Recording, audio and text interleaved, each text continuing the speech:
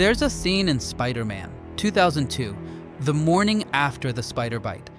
Peter's locked in the bathroom, staring at a body that isn't his anymore.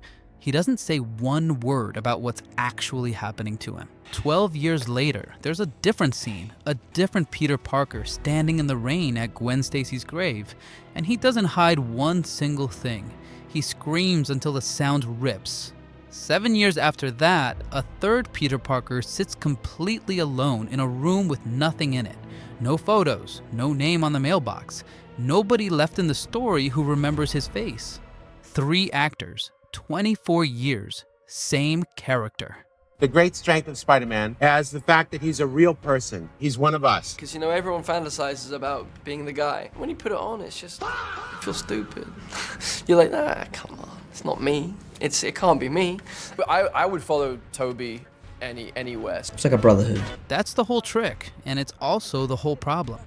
Every other superhero gets to be extraordinary. Spider-Man has to stay ordinary enough to hurt like the rest of us, which means every time Hollywood recast him, it wasn't just recasting an actor. It was deciding, all over again, how much pain a young man is allowed to show. Right now, Sony and Marvel are stripping Peter Parker back down to nothing for Spider-Man Brand New Day.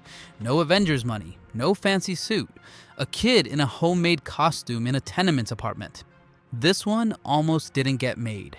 The new movie for me is something that I am incredibly proud of. But then it came with this added layer of pressure of, should we do it again?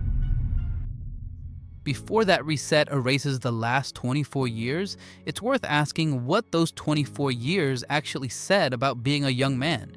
3 Peters, 24 years, 3 completely different rule books for loneliness. Let's go back to where it started.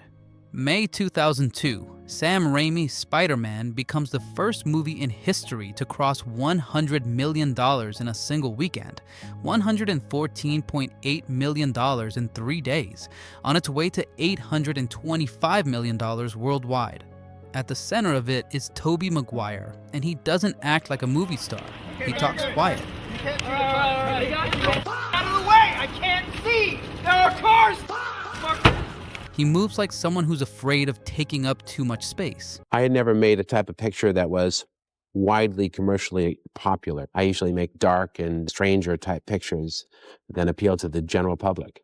So I was surprised when I actually went in for an interview for Spider-Man because I knew how they had expected it to be a very popular mass appeal picture. He got the job anyway, and when Uncle Ben dies on the street after Peter let the carjacker go out of spite, Tobey doesn't scream. He holds his uncle's hand, his jaw locks.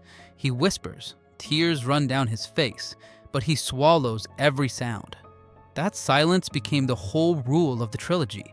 He's a normal, kind of ordinary kid who's an underdog. He doesn't know how to share himself with the girl that he has great affection for. It's difficult for him. In Spider-Man 2, Peter's rent is late, he gets fired from delivering pizzas, his back aches, and he washes his own suit in a public laundromat where the dye bleeds into his clothes. When Aunt May asks how he's doing, he just says he's fine. That's Gen X manhood in one sentence. You don't complain, you don't burden anyone, you carry it, and you smile through it. This is a movie made right after 9/11, in the middle of a country that had just been told to get back to normal and act like everything was fine. Peter Parker fits right into that mood. He works a pizza delivery job and a photography gig at the same time. He never asks anyone for help, and the one time he does complain, it's to himself, alone, in a stairwell where nobody can hear him.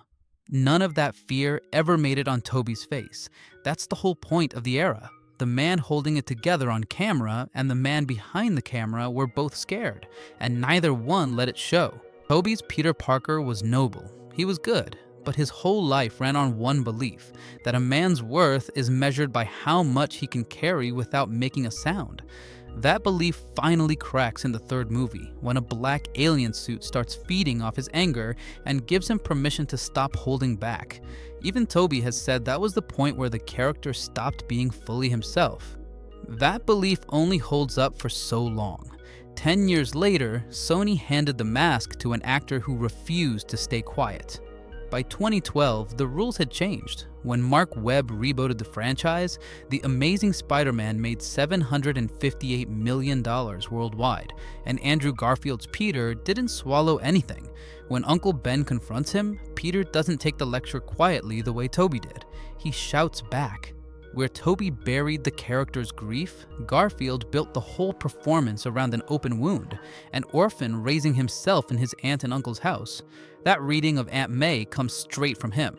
That's what makes the clock tower scene land the way it does. Gwen Stacy falls. Garfield doesn't hold anything back. He screams, he cradles her, and the film holds on him standing at her grave through 3 changing seasons. That's the whole millennial deal in one line. You're finally allowed to feel everything out loud, but nobody promised it would be enough. By 2012, that was actually happening in the real world. Millennials were the first generation told out loud and constantly that it was okay to talk about how you felt. Therapy stopped being a secret. Mental health stopped being something you just powered through. That's a real gain, but Garfield's Spider-Man shows the part nobody warned anyone about. Garfield's Peter Parker tried to feel everything in the open. It didn't save him. It just meant everyone could see exactly how much he was hurting. Here's where it gets interesting. Tom Holland's Peter Parker is about to get everything Tobey and Andrew never had. Money, tech, an entire team behind him. And he still ends up the loneliest of the 3. So here's the real question this video is building towards. Does having more support actually make isolation easier to carry, or does it just hide it better? Drop your guess in the comments before we get there. And if you want to see exactly how it plays out, sticking around and subscribing means you won't miss it. Homecoming made $880 million. Far From Home hit $1.13 billion. No Way Home exploded to $1.92 billion, one of the biggest movies ever made. Holland's Peter doesn't wash his suit in a laundromat. Tony Stark built his. He's got an AI voice in his ear, satellite drones, and the Avengers on speed dial. His problem was never money. It was living up to everyone watching. He didn't fully clock it in the moment, just how much influence he actually had. That's the whole Gen Z arrangement. Total access, total connection, and somehow still not fully seeing your own weight in the room. Which is exactly why the ending of No Way Home lands the way it does. To save the multiverse, Peter asks Doctor Strange to erase him from every mind on Earth. He walks into the donut shop where MJ works. He's got a speech memorized. He puts it away. He pays for his coffee and walks out alone. That's Gen Z isolation in one sentence. Not a missing uncle, not a missing girlfriend, but the quiet terror of losing the whole network at once. Tobey lost his uncle, Andrew lost his girlfriend, Tom lost his entire identity and chose it on purpose so the people he loved could keep theirs. Holland has also talked about knowing this role isn't his forever and wanting to hand it off well when the time comes. I have this real hunger and desire to kind of shepherd whoever is lucky enough to play this character next through that process. That's a very Gen Z way to think about identity. Not something you own, but something you're temporarily responsible for, and you're already thinking about who you pass it to. Which is exactly why bringing all 3 of them onto one rooftop wasn't a stunt. It was the only way this story could actually end. 3 Peters, 3 rulebooks. Tobey, carry it alone. Andrew, say it out loud and hope someone catches you. Tom, lose everything and choose it anyway.